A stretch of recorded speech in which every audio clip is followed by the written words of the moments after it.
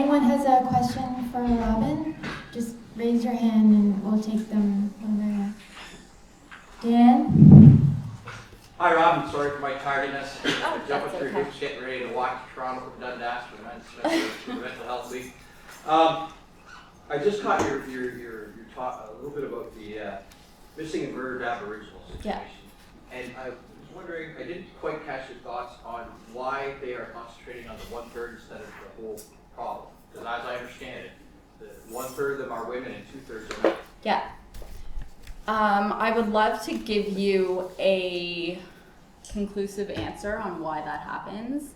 I don't know why. I think, as a whole, the media tends to, in a way, sort of root for the underdog. I think women are still sort of seen as victims. It's much easier to, I guess, kind of empathize with, the idea of vulnerable Aboriginal women who are being victimized because of their gender. It's a narrative. It's a story that's being retold over and over and over again. And I think that's part of the problem, the fact that we just keep hearing, we need an inquiry, and it just feeds itself. The other thing I will say, though, and I've noticed it a few times lately, is that when there is coverage of missing and or murdered Aboriginal men, it tends to be individual stories. So I saw something a couple weeks ago on CBC's website about a woman basically saying, my son has been missing for however long, I can't remember, and no one's talking about it. And this is a really tragic story. And she was absolutely right. And it was great to see that story was out there. But I think we see that a lot when it comes to men's issues. Well, bullying of young men, for example, we hear about bullying of girls online as this big endemic that we have to tackle. We don't hear about bullying of boys, but we do hear the story of little Johnny, who has been bullied by his classmates forever. I don't know why that discrepancy happens, but you're absolutely right in pointing it out. I would just like to build upon that a little bit more, especially on the bullying part there. Now, we all know with the Rita Parson cases. Yeah. Now, recently there was a kind of a warning issued from Consumer Canada. Mm-hmm. And what that was is that sexploitation kind of things are going on. Guys are going on to dating sites. They're getting, asked to perform acts within the camera, and then all of a sudden you get an email. Hey, we're going to release this to you, or your friends and everything, right? Yeah. Now, in the article, if I remember correctly, 2 people committed suicide. Now, I called Consumer Canada, mm-hmm. and they would not release whether they were male or female. Now, my gut kind of leads me to believe that they were males. They didn't identify them as females, so the other option is. And so I'm kind of wondering why we remain silent on that. I also know that there was another young man in, I believe it was either Montreal or Ottawa, and apparently he was engaging in some self-pleasure. Somebody kind of caught him in it and then put it on Twitter or whatever, and the young man ended up killing himself again. Yeah. And this is kind of, what happened to Rita was, absolutely horrendous. Mm-hmm. But we're ignoring that, guys, it's happening to guys too. I think we certainly don't talk about it to the same degree. There was that story, though, and I can't remember what university it was, but it was that boy, Tyler Clementi, I think was his name. And he was gay, not out, but he was filmed having sex with another man by his roommate. And he ended up committing suicide. And that was a story that I think was in the news for quite a while. So I think sometimes we do hear about them. It just seems as though, again, I'll say, it seems as though we like the stories where there are clear victims and bullies. And it's much easier to make it seem as though, especially with the Rita Parsons case, for example, you and I have no idea what really happened. No one really knows what happened. We do know that there's some murkiness in terms of what was consensual and what was not, but that's not the story that's easiest to tell and easiest to understand. We as humans like to frame things as good guys and bad guys, and I think that's what happened with that story as well. Rita was the good girl, And the boys were the bad boys. Sure. Well, she ended up being the ultimate victim because she Of course. killed herself, sort of deal. And I'd like to ask one more question. Mm-hmm. Do you think we have a rape culture or a bad party culture going on? Good question, and I anticipated one like that. The idea of a rape culture, the phrase itself has always confused me, let's just say, because the notion of a culture is an idea that something has been normalized. So you could say we have a selfie culture whereby it is normal for someone to walk down the street and take a picture of themselves on their cell phone and post it. And that's part of our culture, and it's not at all seen as deviant.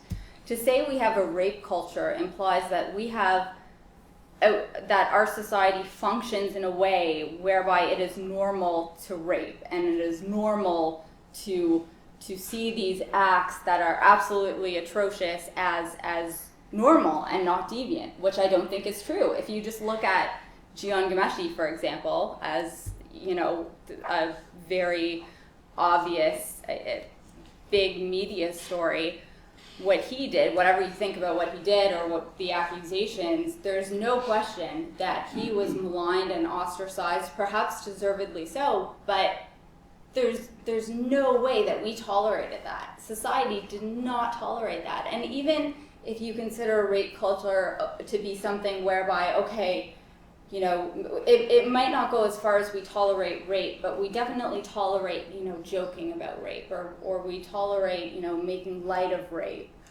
If you think of the example of the group of dentistry students out in Dalhousie, and for those of you who are unfamiliar with that story, it was a group of guys who made a Facebook page where they were joking about sexually assaulting people when they were under for or dental procedures. Any case, so you would say, that's perfectly unacceptable behavior, and someone could say, again, our rape culture might not be that we condone actual rape, but we condone joking about it. But if you see the way that those men were absolutely just pillarized and ostracized, and they were strung through the ringer and made to go through, I don't know what they called it, remedial education.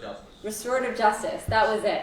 Restorative justice, and they were kicked out of class, and they were brought back into class, and they had to deal with all of these issues, and who knows if they're ever going to get a job, because while the larger public doesn't know their names, people absolutely know their names in those communities. So to even suggest that we have a rape culture that tolerates joking about rape, I think is you can't even justify that, because we don't.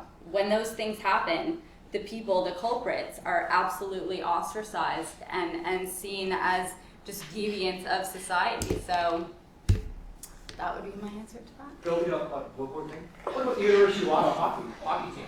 That was guilt by association. Well, that was just a mess. That was like an absolute mess. And how about Alan Rock's former Attorney General? He knows the law and should know the charter, innocent until proven guilty. Right. What about his acts? I find them to be criminal. Well, the University of Ottawa example, for those who don't know, was basically there was some sort of sexual assault that took place. We didn't know the details, but the entire hockey team was suspended. And even after the details came out and the individuals were identified, and I can't recall if charges were actually laid, or it was very clear that there were a few specific people that were involved in this incident. The entire team was maligned, and the entire team was disinvited from certain events, and they were all ostracized on campus. It was just this egregious example of guilt by association, and completely mishandled by Alan Rock, who is the head of the University of Ottawa. Robyn, you made a reference, and I guess I probably disagree with it, but just something to the effect that many people or most people dismiss Barbara Kay's articles, because of the source being her or the National Post or what? I guess I look at it sometimes through my Twitter bubble. So sometimes you'll see Barbara Kay has a perfectly reasonable article. I think Twitter is a specific snapshot too, but she'll have a perfectly reasonable article on, for example, she writes a lot about the challenges that men face trying to get custody of their kids after divorce, I see a lot of people saying, well, that's Barbara Kay just being Barbara Kay, you know? And I think it's a shame because she makes an excellent point a lot of the time. It's just something that I've perceived among, I don't know if it's an age thing, I don't know if it's just certain people who happen to comment on Twitter or on Facebook. I think that's probably what it is, because I know a lot of people would look at the things that she writes as completely intelligent, well-informed, and she makes great arguments, which she does. I think it's just a specific snapshot of people who will dismiss what she has to say because of the source, and it's unfortunate. Yeah. I think you were next. Last year at the end of the Toronto Domestic Violence Symposium, we had Professor Martin Feobert. I talked to him and I asked him, what is it that we could do to deal with domestic violence as it affects men? And what he asked me to do was to get the mainstream media to talk about the science. Now, we're about a month ahead of the second symposium, and I have been having, and I continue to have, an incredibly difficult time to get mainstream media engaged in this rhetoric. In fact, I've had Todd Minerson a number of times pretty viciously say that, you know, what I'm saying is completely wrong. So what is it? What is the barrier that we need to cross to just simply talk about the science? You know, I know we're not getting money yet, but what could we do to get the, like Barbara Kay? I've spent a lot of time with her when we're out in Michigan, picked her up at the airport. She's a very intelligent woman. She's great. Very well balanced. Yeah. And she is not afraid to write the truth.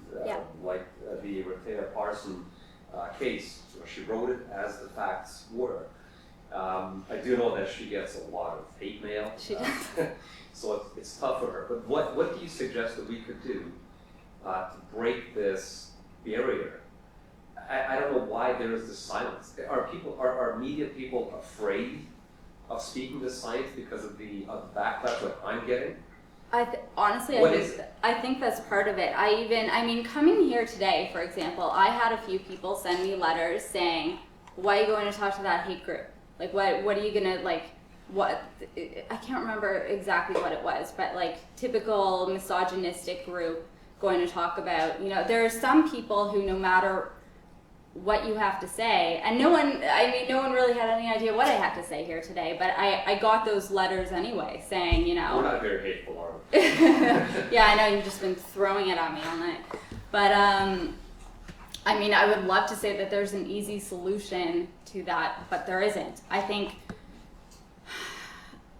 it's the problem with getting, first of all, there's a problem with getting any story in the mainstream media, never mind the fact that this is a story that, frankly, there's this sort of stigma, I guess, when you talk about men's issues, because the idea is men are privileged, therefore, why do we need to talk about men's issues? It's just a bunch of men who want to oppress women, and unfortunately, in newsrooms, you're still going to get those ideas. My suggestion would just be to cast as wide of a net as possible. I think the billboard was great because I know when that billboard, I think, correct me if I'm wrong, people who are working with Cafe, but it landed in a lot of news people's inboxes. And a lot of people's first reaction was like, oh, ha ha, this is stupid. And we had a news story on it, and the reaction was, this is great. So the route might actually be not going through the media, who will take those things and sometimes say, well, this is stupid, and going to the public. And maybe the public will be much more receptive because there are a lot of people who share similar experiences. So we got to keep pushing. And one thought I want to leave with everybody. So about 9 years ago when I began my advocacy work as a result of my own situation, I came across information that, and it's still the same today, and this is really a good barometer, a good pulse of what really is going on, regardless of whatever stats we have out there. Every single day in Canada, we have 8 men to 2 women committing suicide. Divorcing men are 8 times as likely to commit suicide as a woman in the general population. That really is the honest pulse, an undeniable pulse, regardless of how it's spun, what it is, that is a fact. 9 years ago when I first began to write that, I was looked at as some maniac, that you just made that up. And it's nice to see that it is being spoken about. It's a real situation. So keep that in mind, and thank you very much for having the courage and the guts to be here tonight. I really appreciate it. One other thing that I will say is an analogy that I use. I've had one-on-one conversations with people who will dismiss something like this outright, and it's much easier to as with most things, it's much easier to make headway when you're actually sitting down and having a conversation versus, through email or on Twitter or whatever. But the analogy that I use is a stupid story of a couple of years ago when I was on the subway in Toronto during rush hour, and everyone knows that during rush hour it's just horrible and you're shoulder to shoulder and there's nowhere to move. And I felt really ill all of a sudden. I just had these shooting pains and I felt awful and I really needed a seat. But I didn't want to ask anyone for a seat because I didn't want to have to explain myself to someone, because people would look at me and they would think, well, this looks like a fairly healthy young woman who is able-bodied, who doesn't deserve a seat. Didn't want to have to explain myself. I didn't want to have to deal with the embarrassment of possibly someone saying, no, what's wrong with you? Why would I give you a seat when I'm in my 70s or whatever and I need this seat? And I also didn't want to deal with the eyes of other people around who would see me take that seat from someone else. And I think, so I stood the whole time, and I think the parallel here is, it's when we talk about the unique issues facing men, there are issues that you can't see. And for that reason, it's much harder to come forward and say, I need help, because there's that embarrassment factor. You don't want someone to shut you down, and you don't want someone to look at you and say, well, you're a privileged man, and no one's gonna say, maybe someone's gonna fire you because you went on maternity leave or think that you're too emotional and that sort of thing. So I sort of think of it in that sort of way. Everybody is vulnerable in their own way, and sometimes it's just as difficult, if not more difficult, if you don't outwardly show that vulnerability. And when I sort of frame it that way, it tends to get in a bit better sometimes. But that's just an example that I tend to use. Robert? Thanks very much for speaking the way you do and writing for the Post in the way that you do that as well. And I'm going to give you a little bit of a challenge. Okay. Because on the one hand, you're talking about trying to put stuff into the paper that will get the least amount of blowback. And then you talk about Barbara Kay and some of the things that you've written, and they get published. And there was an article just the other day, and I want to ask you about that article and about one other issue. The other issue is that many stories are written about disasters or issues where there are a group of people. And when the story is written, it talks about the number of people that this affected, and then specifies how many women and children. I don't get it. And that's something that should be pretty easy to fix, and should be fixed. Yeah. The second is, I just want to you saw the letters that came in on the missing and murdered Aboriginal men's story. Yeah. Can you tell us what they were like, and why didn't you publish it? I wish I could tell you more, but I'm not the letters editor, so I don't actually see all of those letters. I just want to draw a distinction, though. When we have our editorial meetings, we're talking about when we're trying to reduce the blowback, there's a difference between the articles we put out as a column. So if I am Robyn Urback writing about domestic violence against men, I can say whatever I want.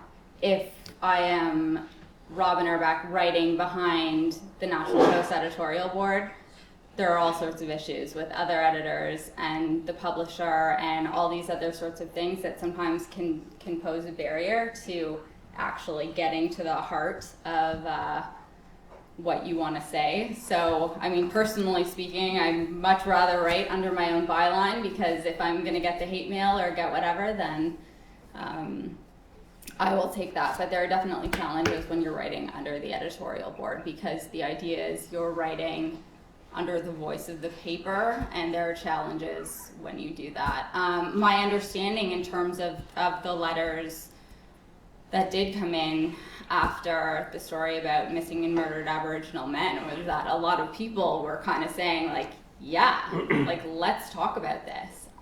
I don't know what made it into the paper, what didn't. If it was my call, I would have loved to see a page full of letters saying that. Yeah. People, women and children? It's a vestige of the Titanic time. I have no idea why we still do that, why that happens. I wish I had an answer for you. I have no idea. I completely agree with you that it's absolutely silly. It's like saying, you know, there were 100 people evacuated and 5 of them had red hair. Like, it has nothing to do with anything, but I don't know why we do it. But you realize that you do, or you didn't until now? I realize that we do. I mean, it's something that I certainly, you know what, it's nothing I've actually pointed out to our reporters, who are the ones writing these stories, but you make a good point in that it's a vestige of an old form of reporting that's really outdated and unnecessary, so it's worth bringing up. Perhaps I will. In your opinion, why is such press coverage of gender bad for women? And after you tell me, and then I'll tell you my opinion. Why is it bad for women? What do you mean, why is it bad for women? But such press coverage Yeah.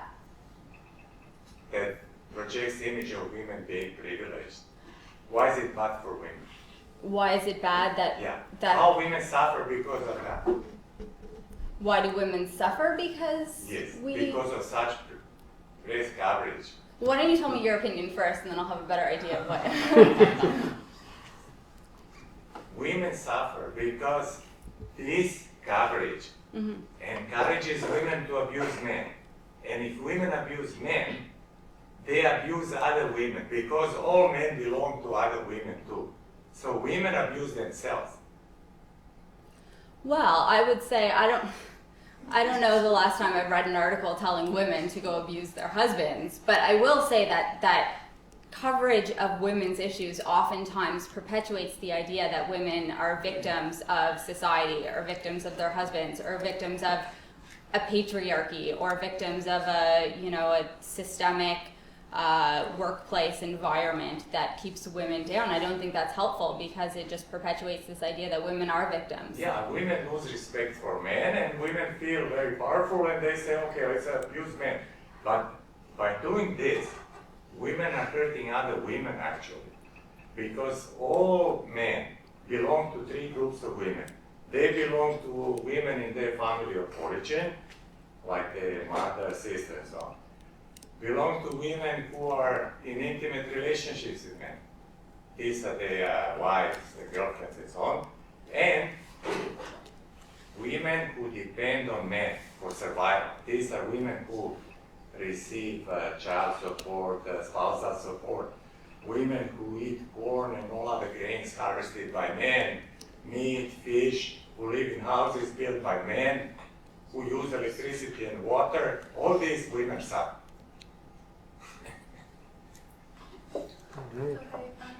Yeah, I have something to say.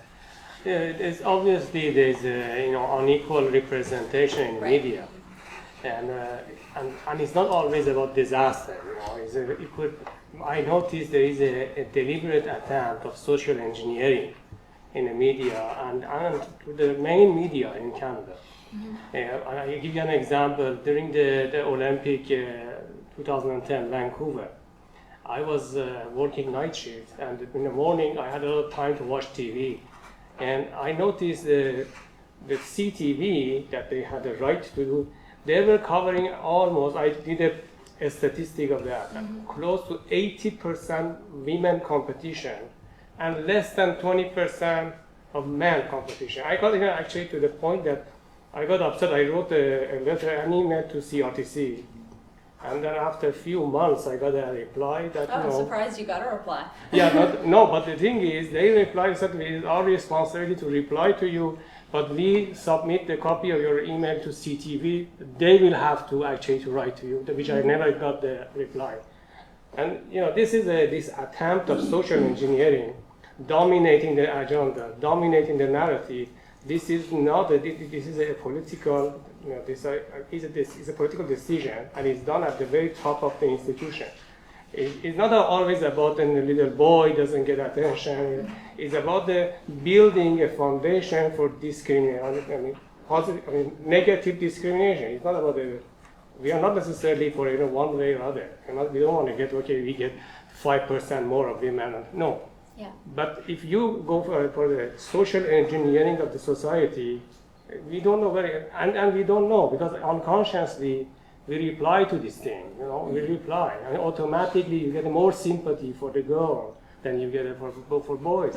You get more. I was coming again. We had another history about the women in the army that the army doesn't really.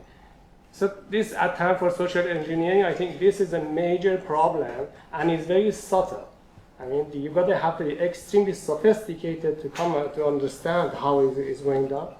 But obviously, women, they're very smart, and they're in position of power. CTV's president is a woman. And, Lisa LaFlamme, talk over that guy, Lloyd. So, all the replacement goes more with our women. So this attempt for social engineering, I think it's a problem for the next generation.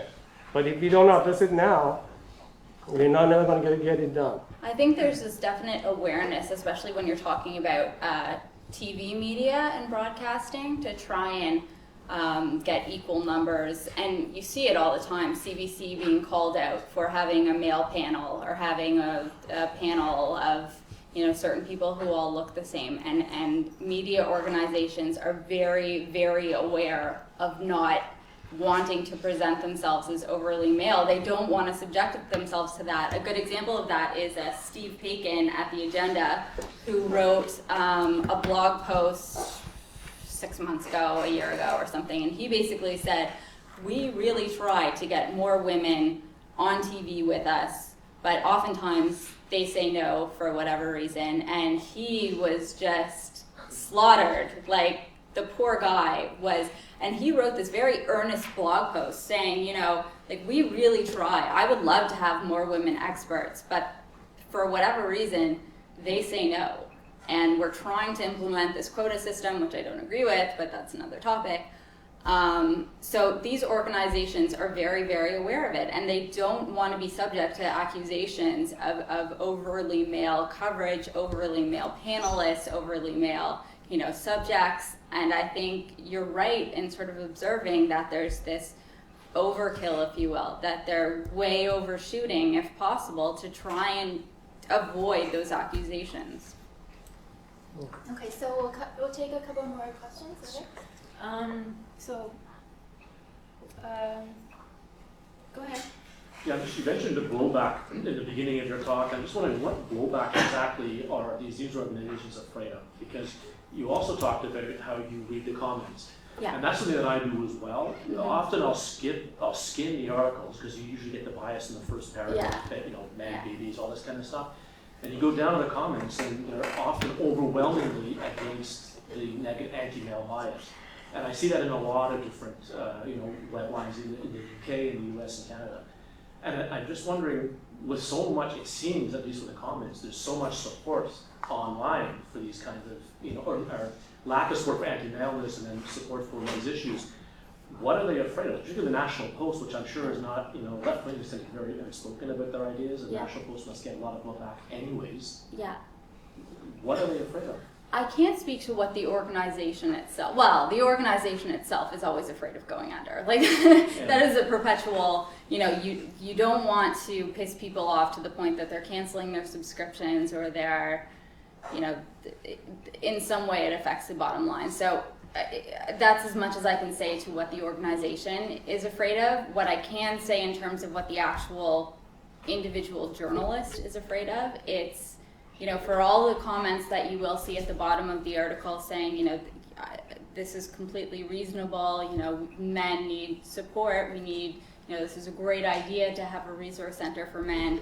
The loudest people are the ones who are going to attack your integrity and are going to send you personal emails and are going to call your voicemail 5 times and are going to misrepresent what you're saying on Facebook and Twitter. And it can be quite unnerving, especially when it's a misrepresentation of what you're saying. And I mean, for a journalist, that's your brand, right? So if someone says, you know, Robyn Urback writes that women are terrible people and men should send them to the kitchen and lock them up to their ovens or something, and puts that in quotation marks and puts it on Twitter, you know, that'll irk me because it's in quotation marks and it's on Twitter and people will do it. So I understand that fear, and occasionally, like any human, it will get to you, but I think it's more important to talk about these issues and tackle them head on. It's just, you just have to remind yourself that the loudest people are the minority, and they're just the ones who want to have themselves be heard. Can I ask one more question? Yeah. Okay. There was the men's rights conference that happened in Detroit this summer or sometime a few months ago, and there's a huge amount of hit pieces on it, like awesome, like just blow up all over the place. Yeah. And one of them actually was printed by GQ. Okay, it was a ridiculous, over the top. I mean, it was just so full of garbage. Yeah. And I was really offended by it because it was not only were they lying, and the whole weekend all they got was like this ridiculous stuff.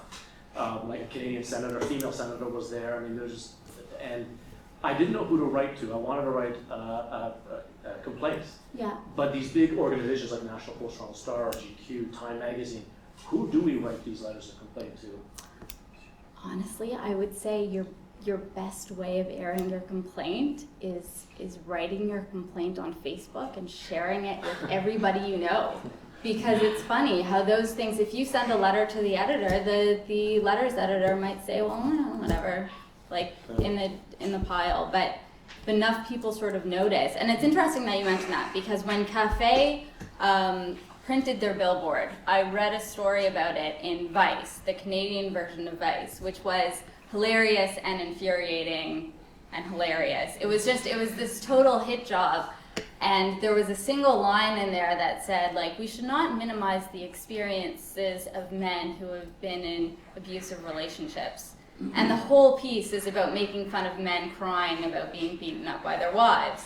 So it was just this, like, absolutely ridiculous thing. And I mean, it's Vice, and I don't know if anyone's gonna read it, and I sent it to Barbara, and she, like, laughed at it, and she shared it with her network, and I put it on Twitter, and I said, like, look at these idiots. And I think, you know, it's cathartic, one, but I think it's also more effective, rather than going through the official channels of complaints, to just kind of share it with like-minded people, and they're going to share it with like-minded people. And if something is ridiculous enough, it snowballs, and people start to realize how absolutely ridiculous it is. Anyway, I would look up that Vice article because it's funny. But you're saying basically that, like, for example, if I was going to play with the National Post, I'm not going to do it. But if I'm going to, it doesn't really serve any purpose to do that? You could. I mean, you could. You could send something to our letters editor, and our letters editor has complete discretion to put it in the paper or not. Or you could send, I mean, if you're really offended, you could send something to the section editor, or you could send something to the editor of the National Post if you wanted to. The problem is all of these people, like, based on the volume of mail I get, I'm sure they get like 10 times that, and if they see a letter of complaint, they're gonna say, like, they might reply and say, like, it's unfortunate that you were offended, or they might just toss it out. And I think that's just a fact, you know, it's a product of the fact that people are so busy and have so much work to do. So I don't know if it's completely futile, but... Open letter is better. Sorry? Open letter. Yeah. On Facebook or something, and then copy them. Yeah. And tell them that you posted already on Facebook. Are there any more questions? You have to put your hands away. Okay. Yeah, go ahead. You mentioned a little bit earlier about the Ontario government's involvement in the sexual assault campaign, and their clearly present bias in their commercial that they had. I'd just like to ask, I guess your personal opinion, but At what extent do you think government is involved in suppressing men's issues or the acknowledgement of men's issues? And if they are, if they aren't, or what do you think? I don't know. It's hard to say if there's any sort of suppression going on. There's certainly no bolstering. I mean, I assume Kathleen Wynne, the Ontario government, everybody who's responsible for that complaint for that campaign has heard all sorts of complaints from all sorts of organizations, all sorts of men and women across the province saying, hold on a second, like, what about the issues that are facing men? What about all the men for whom these are real issues too? I guarantee they would have heard that. We're not seeing any action. I don't know that it would be a politically popular position to take, just because for whatever reason, I mean, this government has decided, I'm going to make women's issues, and it's the same thing with the inquiry into missing and murdered Aboriginal women. Kathleen Wynne has made that one of her pet projects, and you never hear her talk about missing and murdered Aboriginal men because she's a politician, and it's not a politically wise decision to make. So is there suppression going on? Perhaps only in the extent that these issues are being completely ignored. Adam and then So your stance on gender has garnered you a lot of hate criticism. The impression I got was much of it is oriented towards your gender. You've been called in the past like a traitor to women quite offensively and patronizingly. And I was wondering if you could speak to your experiences as a gender commentator and how it relates to your gender itself. What's it like to be a woman who is sympathetic towards men's issues and how people treat you because you're a woman? Honestly, I think I am in a very privileged position because I can perhaps get away with saying things that my male colleagues wouldn't. So, and it's a paradoxical situation, but if we're talking about, I'll go back to domestic abuse that men face, I think it's a lot easier and it's a lot more accepted widely for me to call out the campaign as being, biased and ignoring women's issues than for one of my male colleagues to do so. I think they'd be more quickly dismissed than I would be. So, I mean, it's never nice to hear that I am a self-hating woman and that I want to be a man and I hate my gender and all sorts of things, I don't know, which are ridiculous, but I really think that it's allowed me the freedom to be a lot more vocal than perhaps I would be if I was a man. That's very good. Jeff?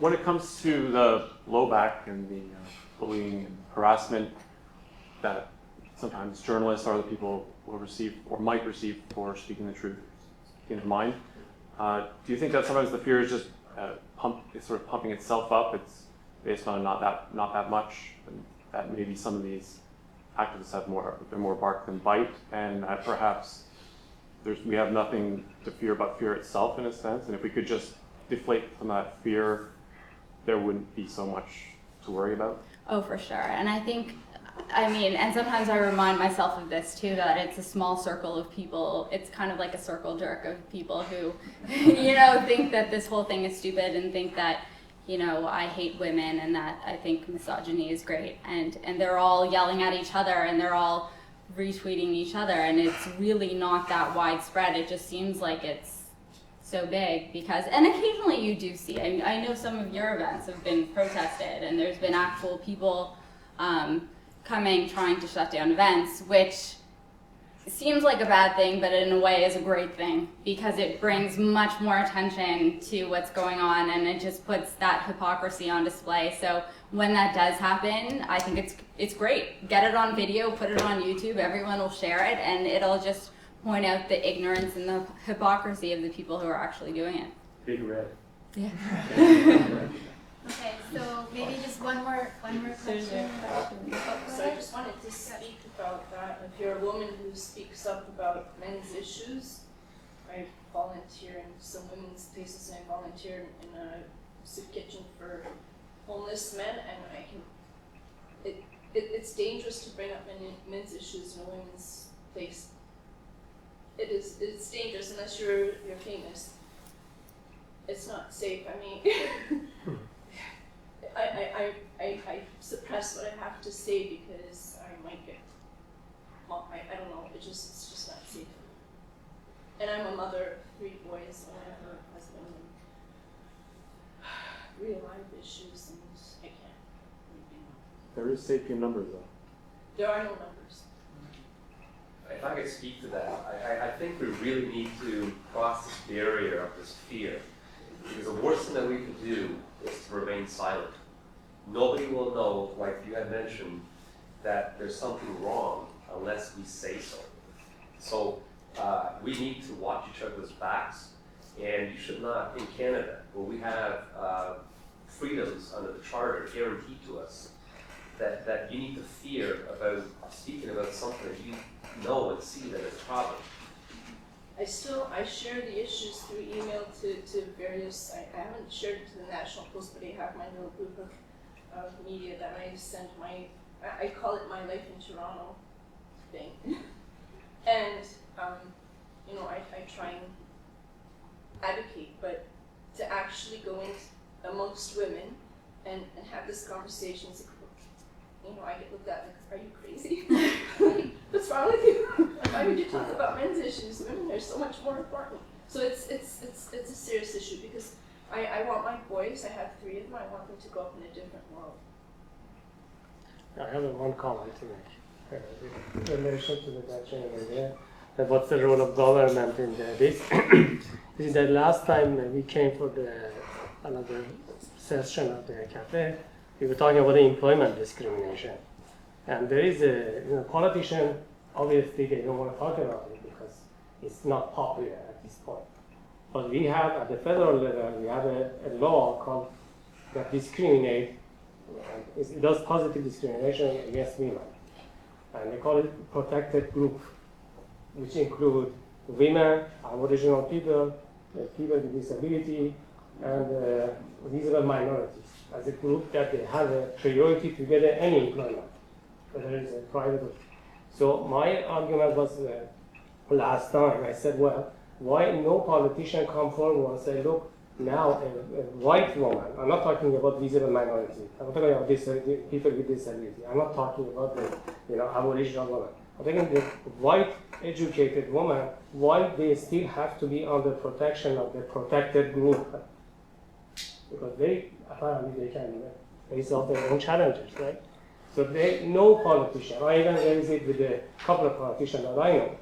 Nobody want to really go after such a, because they came up with this law about 25 years ago.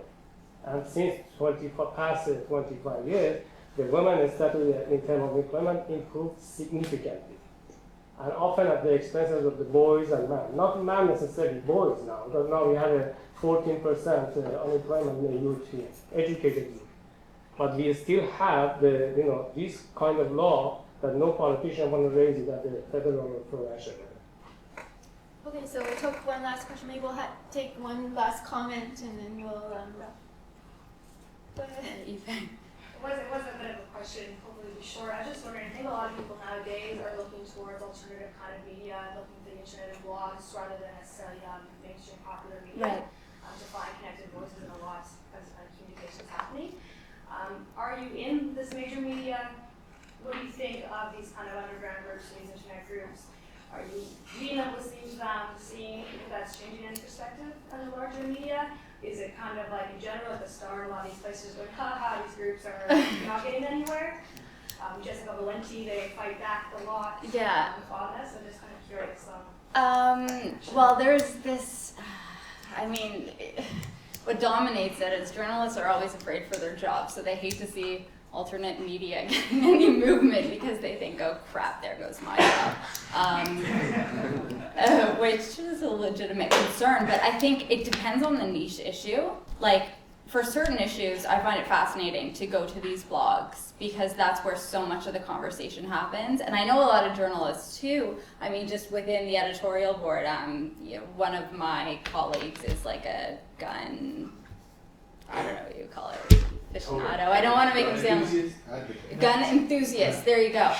And he's always on blogs, and he's always looking at YouTube videos, and he's always, I mean, that's because that's where you get sort of the real information, not the filtered information. So I think it's a great source for journalists, and I think a lot of journalists recognize that, and I think more and more will, as long as they don't take their jobs.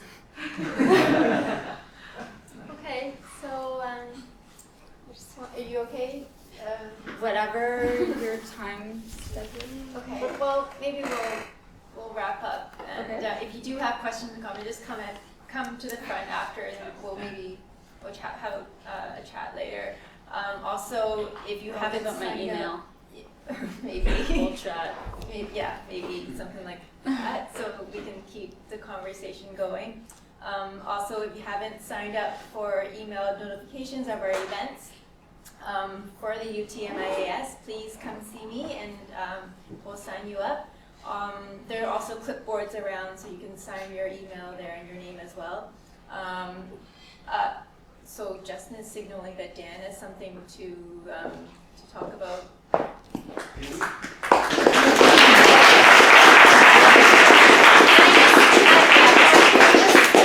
Robyn for coming here tonight and giving us this awesome talk.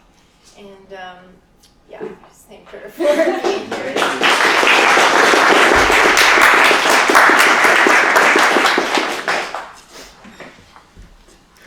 How you doing there, folks?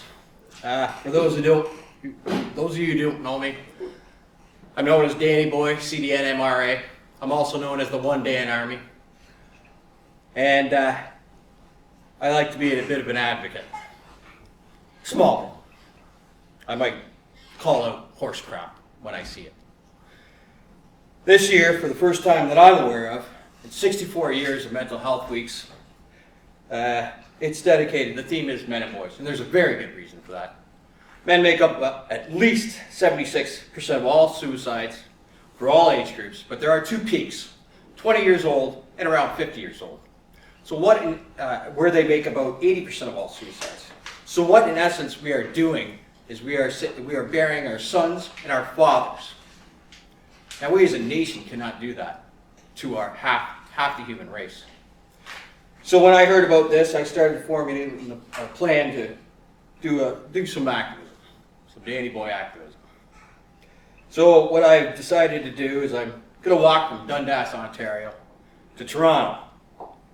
And I'm calling it the MEN-TEL, Mental Health Walk, to raise awareness because silence is deadly. Okay? Now I understand that some of you are going to join me for portions of the walk, and I welcome you all. This is open to everybody. However, some of you won't be able to make for portions of that walk. And I want to make sure you got stickers to put up to have sympathy walks. So please feel free to come up to me and get a bunch of stickers. I ordered 1,000. I brought them with me, and the printers were a little tardy in delivering them. That's why I was late tonight. But that's okay. I got them. They're here, and I'm here. Again, Robyn, thank you ever so much for your talk. I'm so sorry I missed a bit of it, but things just didn't work out as planned. Murphy must have said, "Yep, your turn today."